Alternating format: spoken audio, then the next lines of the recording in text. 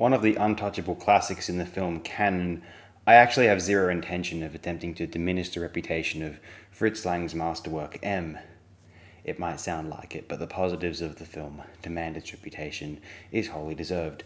Instead, I would feel tempted to complain that the film's visible narrative structure is maybe a bit too vaguely novelty and that an average audience, told that it's a classic, might not engage with the film's strength in a particularly meaningful way.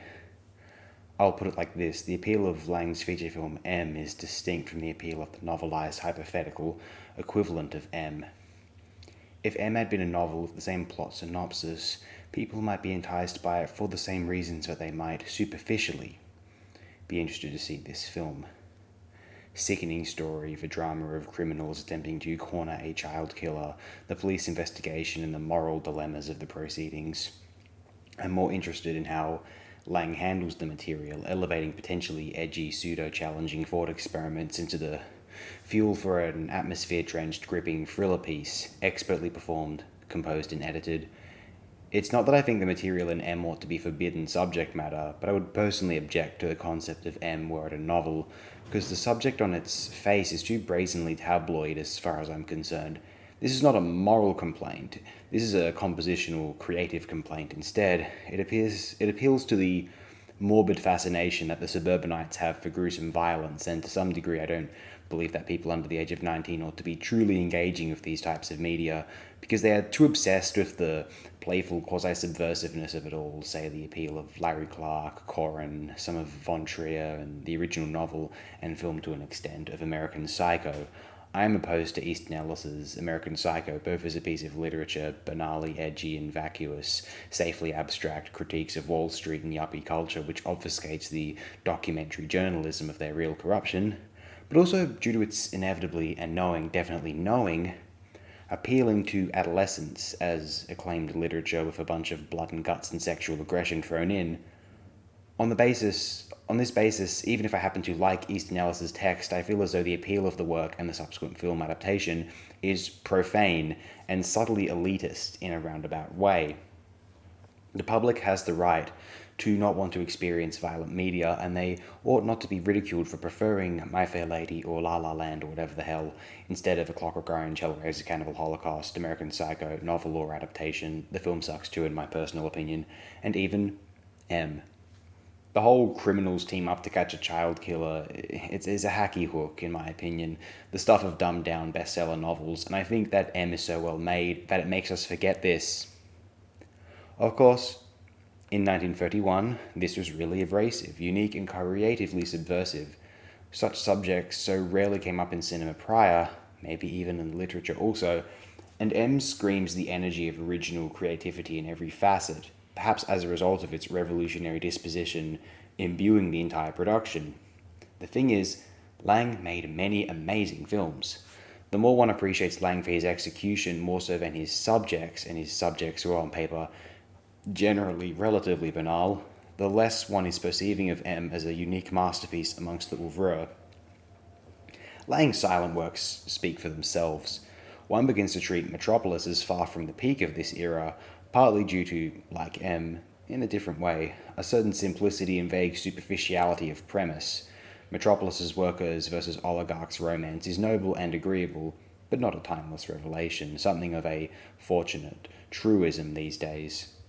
I tend to think of Testament of Dr. Mabuse as Lang's finest film from the 30s, which does and doesn't suffer from the aforementioned banal premise claims, and feel as though his Hollywood work felt weaker, initially by comparison, during the 30s itself, though few would doubt the strength of Fury, which approaches the negative angle of mob mentality and aggressive justice. You Only Live Once, and maybe even You and Me. The 40s saw Lang cement his reputation as almost or the finest noir director in America. A set of 6 films from 43's Hangman Also Died at 47's Secret Beyond the Door are all classics in my view. And again, like with most of, if not all, classic film noir, it is all in the filmic execution. We don't sit down reading noir scripts, do we? I would hope not, honestly. My next claim will be that Lang did not direct a single film in the 50s that was not a classic. From the Nick Ray-esque American guerrillas in the Philippines, a side of Nick Ray, the Johnny Guitar Ray, To Indian two-man Tiger of Ashanpur, Lang composed timeless entertainment which has you wondering if the 50s would have been so boring after all. Not as fun as watching the films in the present day at one's home and in high definition. Did any of those films have revelatory premises or pitches? No, a series of westerns, noirs, and adventure films, which are so beautifully pronounced, enthused, and convicted, but they champion those genre models themselves for posterity.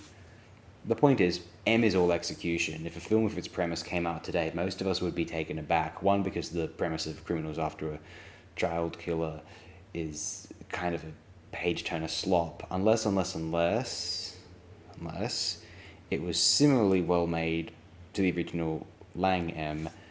In this hypothetical universe, it is not a remake of M, as M does not exist. Joseph Losey remade M in the early 50s. It is not bad, actually. M is all execution, and that's okay. Some might disagree with this assessment, but if M were any less well made, and perhaps any film that attempted this from 1931 would seem exciting, dangerous, and creative in retrospect, sure, I will not deny that.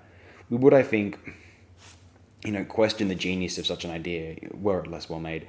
Again, I want to stress this until you get tired of me stating it. I don't believe that this subject matter, or most actually, ought to be forbidden, widely shamed, depending on the scenario, or its creators publicly condemned or ostracized from our society.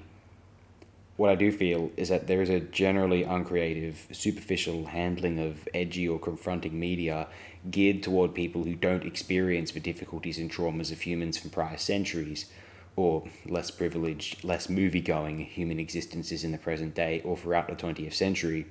And some people enjoy this media with the same energy where they treat an emerging celebrity scandal, a tabloid instance of violence, or the existence of unsimulated obscene violence or otherwise disturbing content on certain corners of our internet.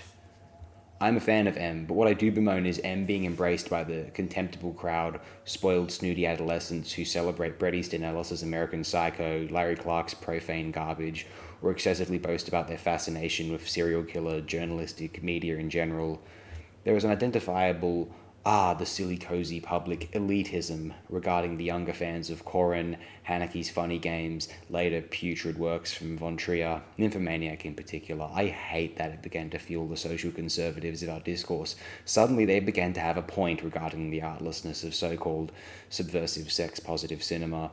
Or the more recent unimaginative hack Damien Leone, which is the extreme, but rather dumbed down, it must be said, evolution from those who consider themselves elitists from understanding and appreciating Godard, Fellini, Bergman, or even Warhol and Snow.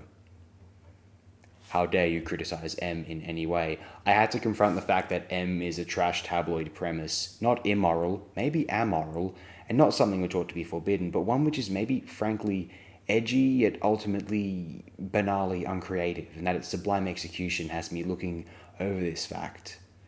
And maybe it has others overlooking this as well. If M never existed and came out now, how would you feel? That is my point.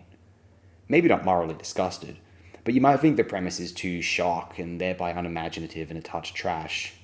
Lang proved it didn't have to be, so well that we forget this entirely. And that is damned impressive, there's no denying that.